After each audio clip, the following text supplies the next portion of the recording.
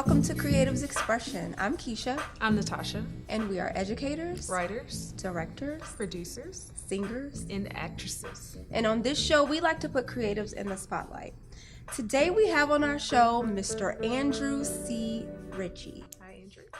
Hello, and thank you and welcome. Thank Glad you to be here.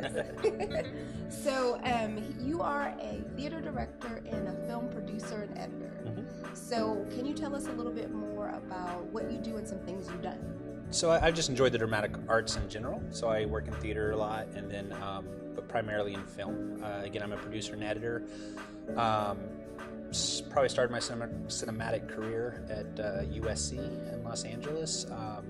While a student there, I met up with a very cool young director named Ryan Coogler, as we were talking about, and we made a film called Fig that sold to HBO and ran for a few years. Then shortly after, I got onto a documentary called Code Black, which I never thought I'd be in documentary, but enjoyed it so much. I do a lot of documentary now and enjoyed it a lot. So we did a film Code Black that became pretty popular and inspired a television show on CBS. And shortly after that, we wanted to start a family, my wife and I, and so we decided to go ahead and head back to Texas, and just been here since. I've been making films here on a smaller level and hanging out with them, and yeah, that's my story, I guess. You spent some time studying and working in London and Taipei. Mm-hmm. Do you feel like when you were in those places that you had any experiences or you learned anything that maybe had you been in the States you wouldn't have gotten? We're so insulated here in the U.S. Because we dominate the media around the globe. We don't get to experience the media of a lot of different cultures. Because we are such a large country, we don't get to travel abroad and experience other cultures and languages as much. Even though we are this melting pot, we really don't truly experience other cultures. And so it was utterly just eye-opening and life-changing completely. And the reason we went to Asia is because London was such a life-changing experience that we knew we needed to see more of the world before we sort of got too old and tied down by different roots. And so that's just sort of what we did, and we just learned that there's different ways to think about everything, that we're really able, a large one is Asia was a big one, being a visible minority for the first time, has really changed my perception of just how difficult that can be, that everyone always looking at you is different, and we never feel for our safety, which I think is something that I don't understand that a lot of visible minorities have to in the U.S., but just understanding racism from that point of view, where you were never part of the inside crowd. We were always called white Warren, which is an outside country person. We were always the outsider. Just little lessons like that, lessons that you can talk about politics and not get angry, is something that we loved about London, is people would discuss politics and religion without getting angry, which you can't do here. And so, I could just talk for days about that experiences that we got from living abroad, and so it just changes how we view every interaction we have with individuals, every challenge we tackle. We can look at it in a different way. So it's just absolutely amazing. So along with that, while earning your master's degree, you started to build a great reputation for yourself as a producer.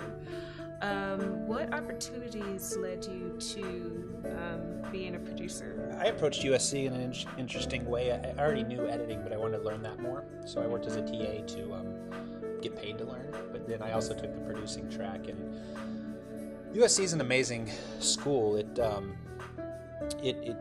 fills its faculty with artists who are still working and still successful. And so once you get out of school, I got my first job the week before I graduated, with Code Black, and then was with a mentor at USC.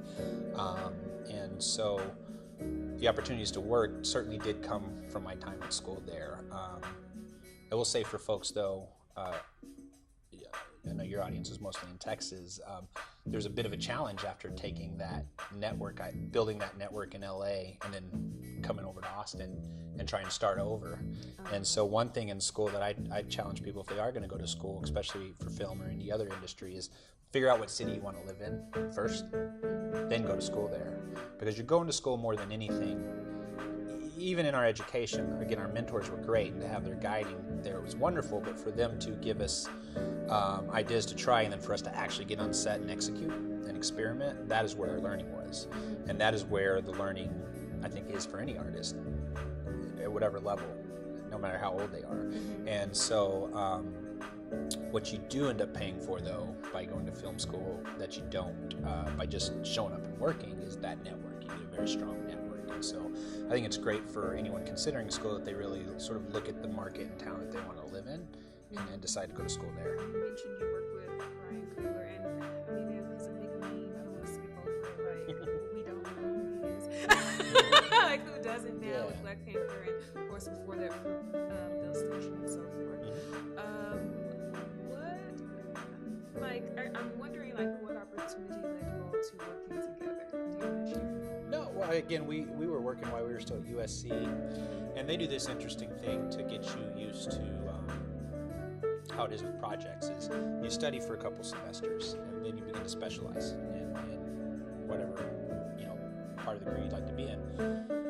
But if you're interested in being a producer or director or a writer, the way that they form your third semester there at USC is they choose a number of producers, and they choose a number of directors through an application process, and they choose several dozen scripts, and they put you in a room, introduce you to each other, and said, guys, go put together projects. And so from there, you just have to, as a producer, you search for artists that you want to work with for the next few months, and you look for scripts that you enjoy.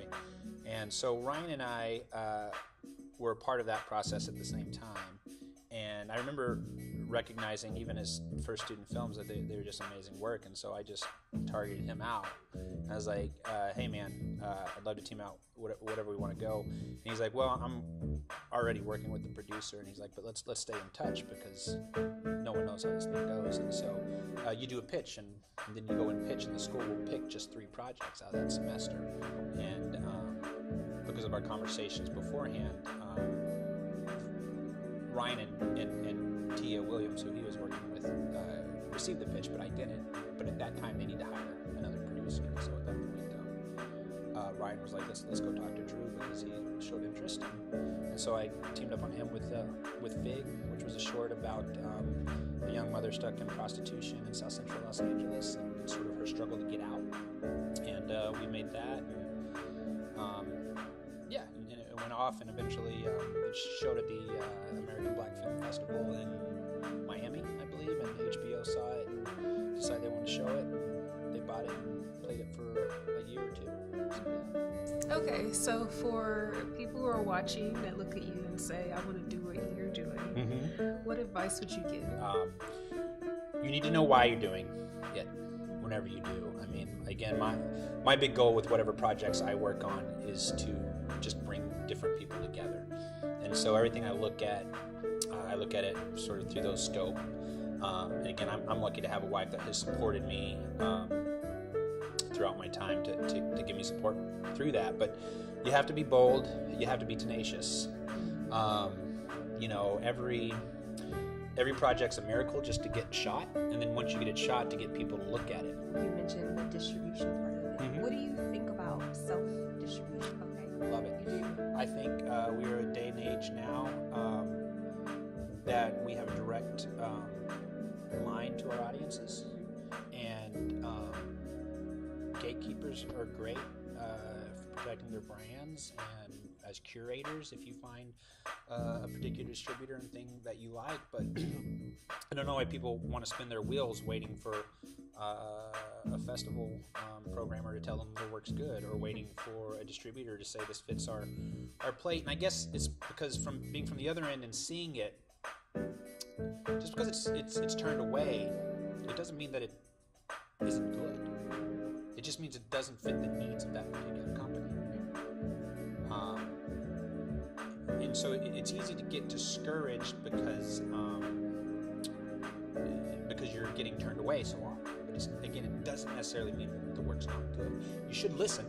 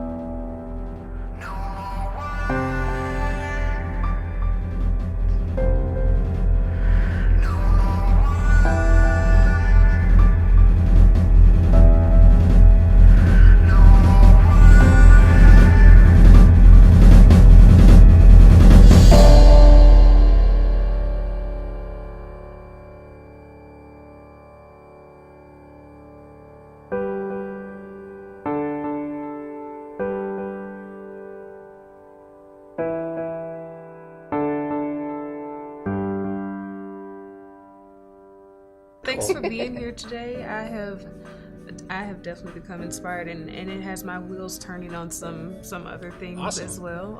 Of course, what you've shared and just the projects that you're working on, and dreams. It was so much good advice you gave today. I really appreciate it. Hope that helps. Thanks. Yes, it does.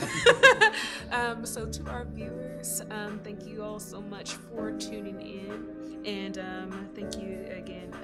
What you like to go by Drew. Whatever you want to call me. Drew, for being here today. And remember that there are no limits when expressing yourself creatively.